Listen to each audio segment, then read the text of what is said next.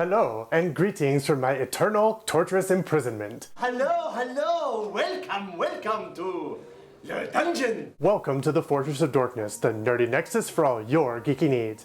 I'm your host, Christian Spankelman Stans Zedmore. Real history is busting out the containment grid to ponder with poltergeists on the troubled history of Ghostbusters 3. Several factors impeded Ghostbusters from completing a trilogy. Trouble with the actors, trouble with the script, there was even big trouble in Little China. It was so bad they might as well have conjured up a 100-foot marshmallow man, blown the top 3 floors off an uptown high-rise, and gotten sued by every state, county, and city agency. There's a lot to cover, so let's suit up.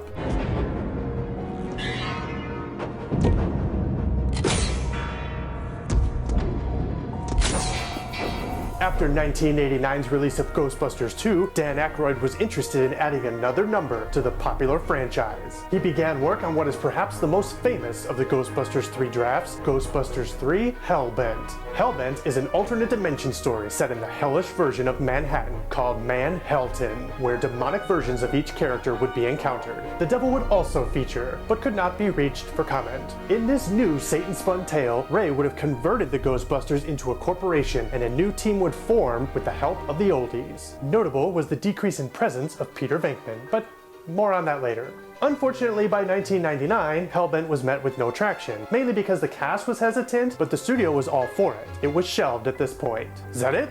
Am I free to go? What do you mean there's more? What do you mean it's in the script? You mean these pages aren't just for show?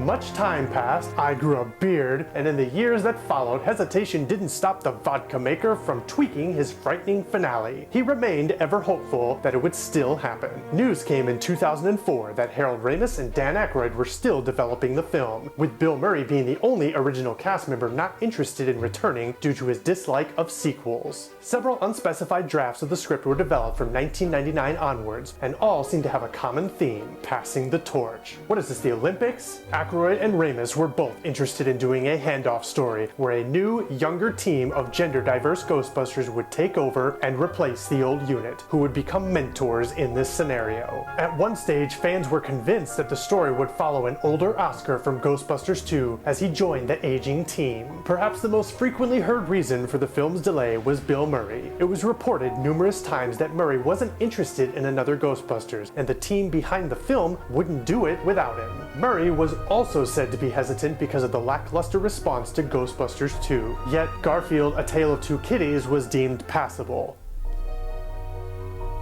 By 2009, Ramis said the project was shelved due to lack of interest. But let's jump back to 2007 for a second. Activision announces Ghostbusters the video game, a game which had its development roots planted as far back as 2005 and saw a release in 2009. Set 2 years after Ghostbusters 2, the game saw the original foursome returning, along with Annie Potts and the dickless incompetent William Atherton, to voice a new adventure where the team would face the vengeful spirit of Ivo Shandor, the architect and Gozer enthusiast mentioned in the first film. Many fans actually considered this to be Ghostbusters 3 due to its love letter attitude toward the franchise and the inclusion of the entire team, including Bill Murray. Elements of the story were actually taken from the Hellbent script, believe it or not. Following this, interest in the third film was sparked once again.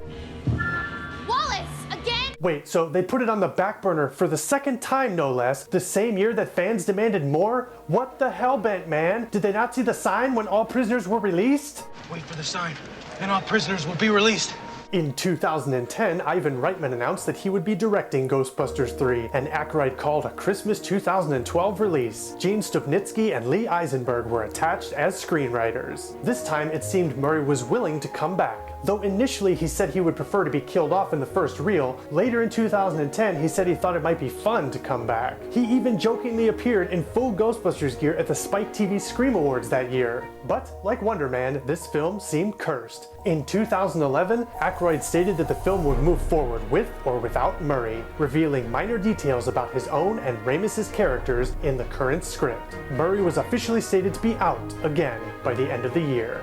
In 2012, Aykroyd stated that the project was in suspended animation, like Joey in Lost in Space, and discussed doing Murray as a CGI ghost, for which they would still need his permission. Ethan Coen was brought in later that year to write a new script with the subtitle Alive Again. In 2013, Rick Moranis chimed in, giving a very I am and am not response to being interested in returning for the film. Then in 2014, tragedy struck. Harold Ramis passed away. Though Sony stated that his involvement in the film was merely a cameo, Reitman and the studio executives went back to the drawing board. Finally, Reitman announced that he would not be directing the film, and after a string of disinterested replacements, including Phil Lord and Chris Miller, Ghostbusters 3 was put in the containment unit for good. At this point, Dan Aykroyd could build a bookcase with the number of times this project has been shelved. Instead, a pointless, needless, obviously made for money reasons reboot of a franchise directed by Paul Feig was announced, featuring an all-new cast, and was released on July of 2016. The reboot itself suffered a very political production, but that's another story for another time. That's all we have for today. Please leave your ectoplasm-ridden hate slime in our comment box /toaster. Please like, subscribe, and follow us on social media, or else we'll cross the streams. This has been Real History on the Fortress of Dorkness. I'm Christian Villarreal, and always remember, never fear the dork up here.